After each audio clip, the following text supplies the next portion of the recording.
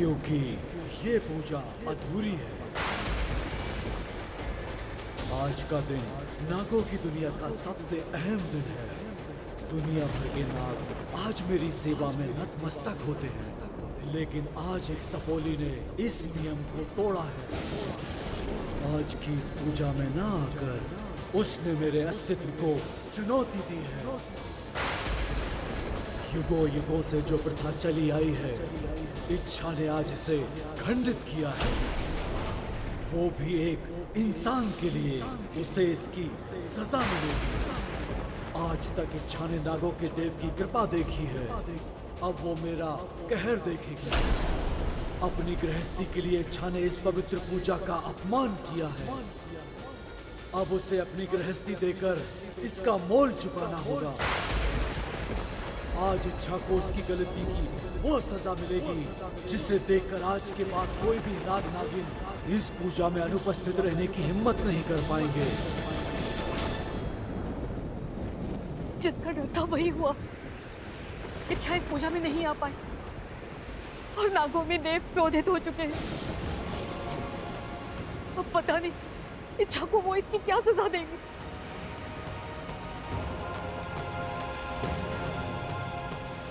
क्षमा क्षमा नागों में देव।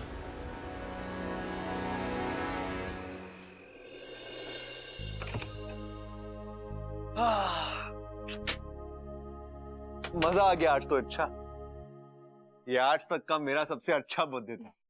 वो कहते हैं ना, शादी के बाद जिंदगी बदल जाती है, अच्छी अच्छी चीजें होने लगती है। वो सच है। थैंक यू मेरी जिंदगी में आने के लिए। बब्बल जी, ये थैंक यू कहाँ से आ गया? आज का दिन हम सबके लिए स्पेशल है, और फिर मैं आपकी पत्नी हूँ, इतना तो कर ही सकती हूँ। अच्छा बब्बल जी, मैं आज बहुत थक गई हूँ, मैं सो जाऊं? हाँ ठीक है। अरे मैं देखता हूँ, 1 मिनट, तुम आराम करो।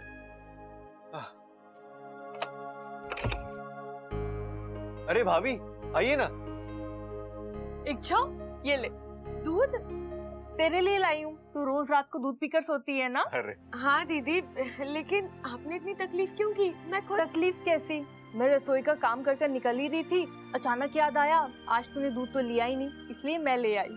अब तुझे आधी रात को उठना नहीं पड़ेगा। थैंक यू दीदी, लेकिन आज मेरा दूध पीने का मन नहीं है। अच्छा, तू दूध के लिए मना कर रही है? अब वो अरे भाभी, इसे नहीं पीना है तो रहने दो ना, मैं पी लूंगा। लाइए। Thank you.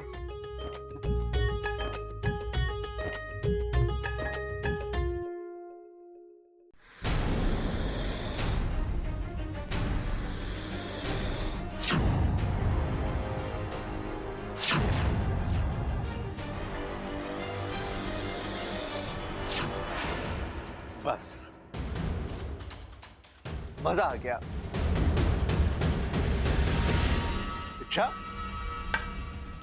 इच्छा क्या हुआ तुम्हें? तुम ठीक हो?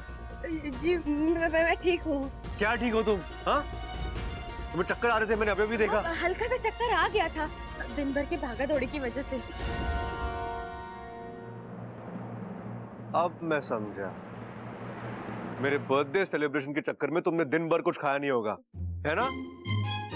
क्या इच्छा, तुम्हें कितनी बार समझाया मैंने? हाँ, खाने पीने के मामले में लापरवाही नहीं करते। प्यार से समझाता हूं, तुम समझती नहीं हो। लगता है अब दादी बनकर उन्हीं के अंदाज में तुम्हें समझाना होगा। देख छोरी, अगर तूने वक्त पे खाना नहीं खाया, तुम्हारे से बुरा कोई ना होगा। हे भगवान, अचानक मेरी आवाज दादी जैसी क्यों लग रही है? अरे नहीं नहीं बब्बल जी, ऐसा कुछ नहीं है, आपके कान बज रहे हैं।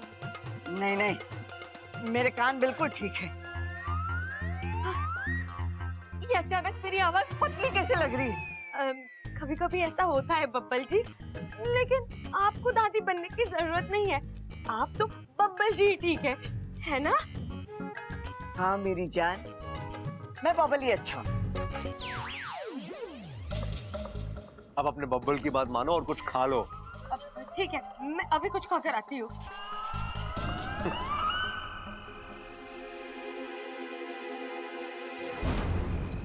बाकू, बाकू तू कहाँ है? बाकू जल्दी से आजा, मुझे तेरी जरूरत है।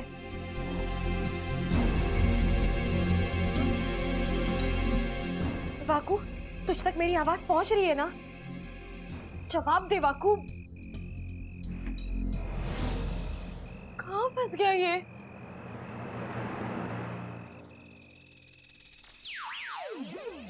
इच्छा, तुम यहाँ हो? मैं तुम्हें कब से ढूंढ रहा हूँ और तुम पूजा में क्यों नहीं आई? तुम जानती थी ना तुम्हारा पूजा में आना कितना जरूरी था। नागिस्तान के इतिहास में आज तक कोई पूजा में अनुपस्थित नहीं रहा। तुम पहली नागिन हो जो। तुम जानती हो तुम्हारी इस लापरवाही का क्या अंजाम हुआ है? मणि धराए। युगों युगों से जो प्रथा चली आई है, इच्छा ने आज इसे खंडित किया है। उसे इसकी सजा मिलेगी। नागोमी देव तुम्हारे ऊपर बहुत क्रोधित है। ना जाने वो तुम्हें इसकी क्या सजा देंगे। देंगे नहीं बाकू, सजा दे दी है। उन्होंने बहुत ही अजीब सी सजा दी है। अजीब सी? उन्होंने बब्बल जी को इच्छाधारी नाग बना दिया है। क्या बात कर रही हो? इच्छाधारी नाग? मतलब वो भी हमारे जैसा? अरे ये सजा कहाँ है, ये तो खुशी की बात है, ये वरदान है। तुम इच्छाधारी नागिन, वो इच्छाधारी नाग, और तुम दोनों पागलों जैसी बातें मत कर बाकू। बब्बल जी अभी इच्छाधारी नाग बने। उन्हें नागों के बारे में, उनकी शक्तियाँ, उनकी आदतों के बारे में कुछ नहीं पता। ऐसे में बब्बल का नाग बनना, असली मजा तो अब आएगा। मैं यहाँ मुसीबत में हूँ और तुझे मजाक सूझ रहा है? अरे हाँ हाँ ठीक है, मैं तो बस ऐसे ही। अच्छा एक बात बताओ, क्या बब्बल को भी पता है कि वो? नहीं, अब तक तो नहीं, लेकिन किसी भी वक्त पता चल सकता है। उससे पहले मुझे नागिस्तान जाना होगा। नागोमी देव से माफी मांगनी होगी, उनसे प्रार्थना करनी होगी कि वो बब्बल जी को इस सजा से दूर रखे। बाकू, मैं नागिस्तान जाती हूँ, तब तक तू अच्छा बन जा, ठीक है? नहीं नहीं नहीं, इस वक्त खुलेआम निकलना ठीक नहीं होगा। मैं पिताजी बनकर जाती हूँ, ताकि किसी ने देख भी लिया तो शक नहीं होगा।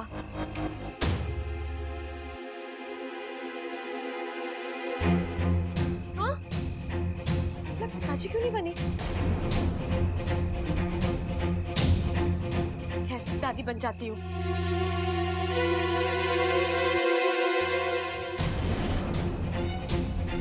दादी भी नहीं बन पा रही, क्या हो रहा है?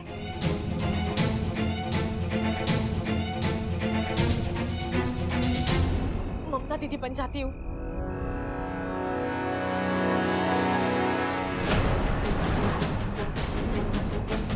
ये भी नहीं। ये क्या हो रहा है बापू? मैं अपना रूप भी नहीं बदल पा रही हूँ। इसका मतलब साफ है, नागोमी देव ने तुम्हें दोहरी सजा दी है। एक तरफ उन्होंने बब्बल को इच्छाधारी नाग बना दिया और दूसरी तरफ उन्होंने तुमसे तुम्हारी सारी शक्तियां छीन ली। अब तुम एक आम इंसान हो।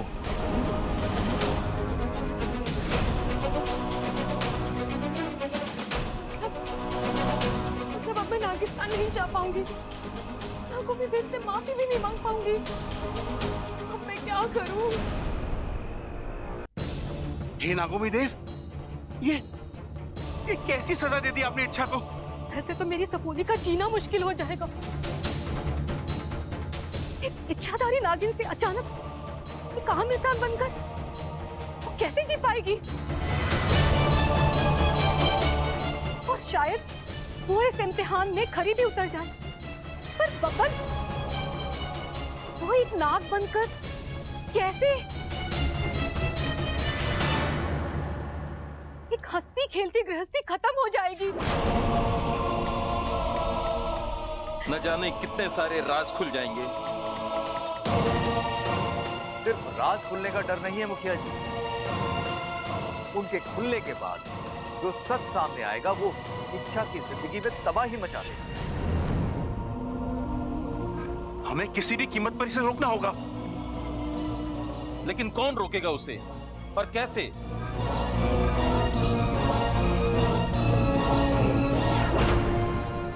मैं रोकूंगी।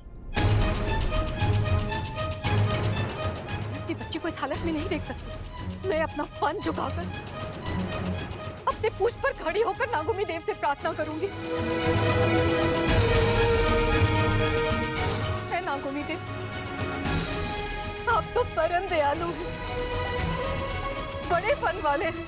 एक माँ की आवाज आप तक जरूर पहुंचेगी। मैं मानती हूँ कि मेरी इच्छा से गलती हुई है,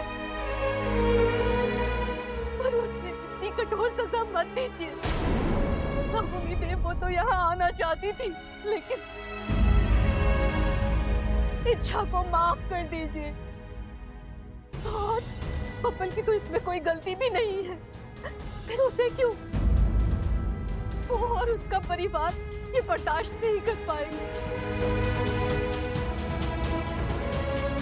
इच्छा का नागिन से इंसान बनना, इसका दूसरा मतलब वो हमेशा के लिए हमसे दूर हो जाएगी।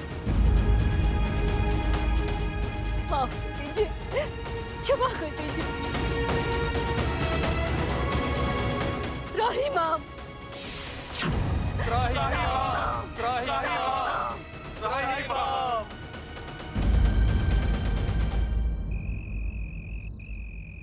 अरे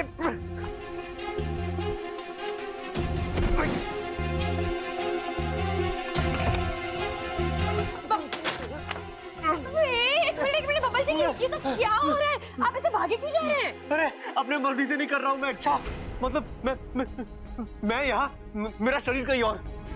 अच्छा मेरा शरीर अपने आप खींचकर, अच्छा मैं बता नहीं पा रहा हूँ, लेकिन बहुत अजीब तो लग रहा है मुझे। अच्छा ऐसा लग रहा है जैसे किसी भी वक्त मेरा जबड़ा बाहर निकल आएगा और मेरी गर्दन लंबी हो जाएगी। कैसे कैसे जैसे कोई नाक फन निकालता है। हाँ बिल्कुल वैसे ही। लेकिन तुम्हें कैसे पता? अंदाजा लगा लिया मैंने बब्बल जी, अंदाजा लगा लिया। जिस तरह आप बोल रहे थे ना। और अच्छा अजीब अजीब चीजें हो रही है मेरे साथ। जिन चीजों से आज तक डर नहीं लगा मुझे उनसे डर लग रहा है।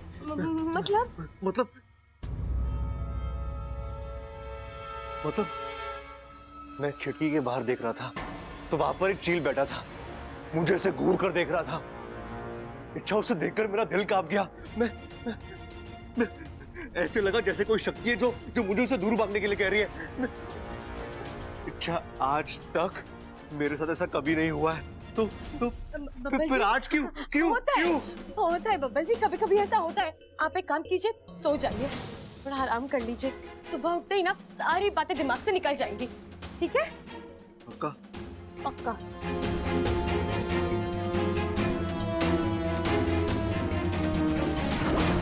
हे नागोमी देव, रहम, ऐसा मत कीजिए। मेरी गलती की सजा बब्बल जी को क्यों दे रहे हैं? इनका क्या दोष है? अभी शुरुआत नहीं हुई, इनकी ऐसी हालत है, आगे आगे तो।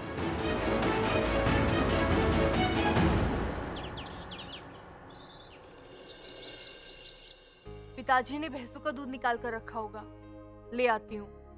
अपू को भी तो सुबह उठते ही दूध चाहिए होगा ना?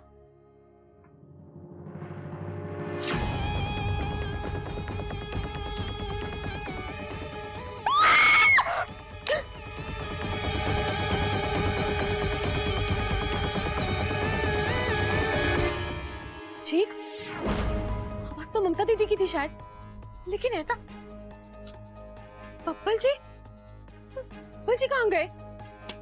देखना होगा।